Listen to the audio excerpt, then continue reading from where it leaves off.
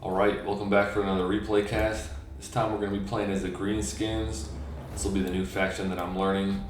So I'm playing with Grimgor Ironhide as my lord. Got a Orc Shaman with, what is the ability called? Here we go. Gives you extra melee attack in a area. And I've got 2 squads of Savage Orcs and 4 squads of Max Chevron Orc Biggins. Kind of see what I was going for here. My opponent's got 5 squads of Noblar Trappers, 5 squads of standard Noblars, Ogre Bulls with dual weapons, standard Ogre Bulls, Saber Tusks, and their lord is Greasus Goldtooth. So going into this, basically what I was thinking about was how am I going to clear out Noblars and what's my anti-large options. And so you'll see I'm going to focus on point 2. Kind of ran around either side of this this mountain area, and I'm going to have my Savage Orcs on the front, and I'm going to have my Biggins on the flanks, Grimgor and my Orc Shaman kind of sitting in the middle, seeing where the action goes.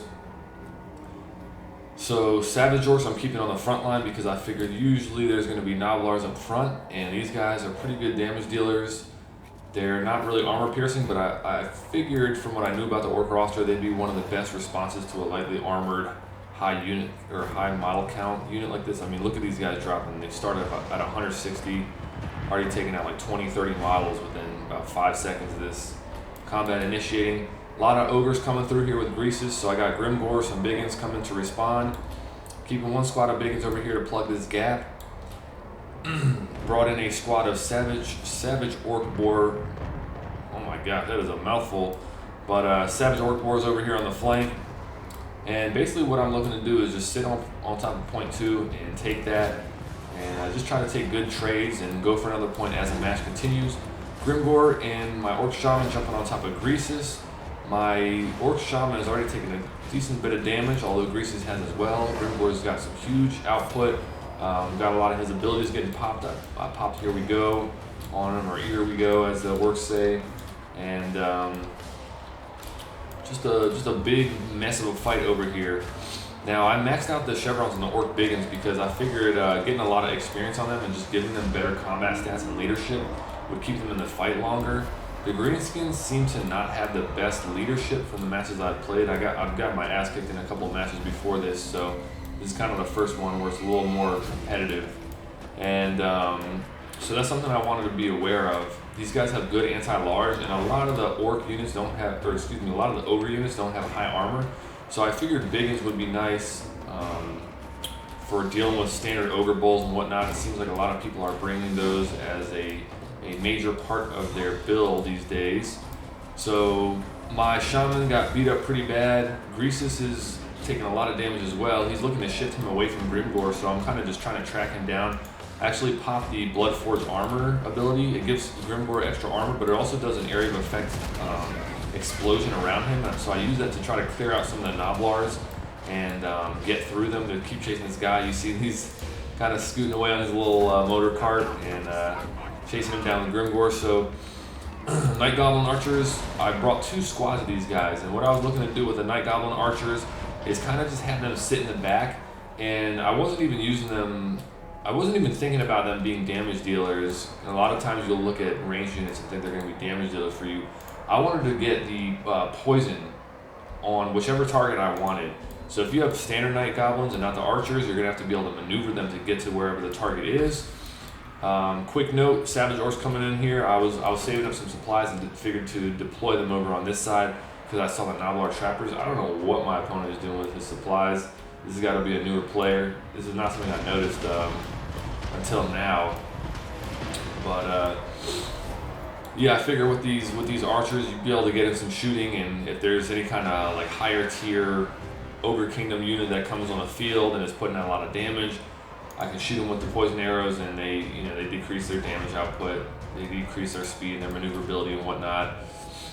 Orc Boy Biggins over here, Savage Orc Boy Biggins crashing into the Ogre Bulls, helping out these Foot Orc Boy Biggins, and yeah, just a lot of ogres routing, a lot of Noblars getting chewed through by Savage Orcs.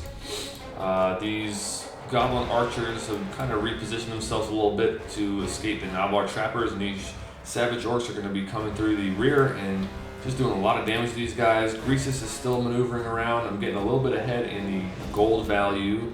My opponent is slightly ahead in victory points just because he got the initial cap ahead of me, but neither of us had been jumping on top of point 1, so I got a squad of damaged savage orcs going up there. And outside of that, kind of just repositioning on a point 2. They've got some guys on the way charging in. This is probably a match where, you know, I'm seeing some of my tendencies in my opponent where he's not unsummoning certain types of units. I know this has been mentioned in the comments before. And he's bringing in guys that are low leadership and are just going to get charged and then run away again. And so losing some time there as far as these guys are unsummoned. Greasus going down right there to the arrow fire and the savage orcs. Grimgor was in the area but wasn't on top of him when he went down there.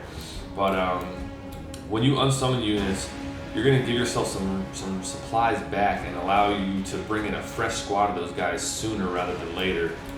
If you keep recharging in with a beat up squad like these ones, like some of the ones you saw on the other side, you're basically just delaying your ability to get a new full squad who's healthy onto the field.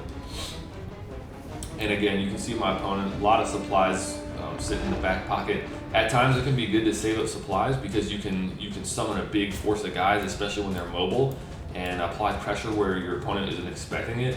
But I think this is just a consequence of this guy being a newer player. Either way, good play to my opponent.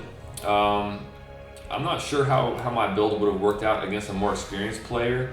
I felt like it was a pretty interesting play. I might have mentioned this on a previous match, but I'm kind of testing out putting chevrons on units and seeing how valuable that can be when you have a unit that's maybe more specialized at the matchup that you're in. So a quick look at the damage output and whatnot. Grimgor, 1500, didn't lose too much health, so it's decent. Pretty good damage output on these guys. I probably spent a lot of money on them. I'm not sure how much they cost with all 9 chevrons on them.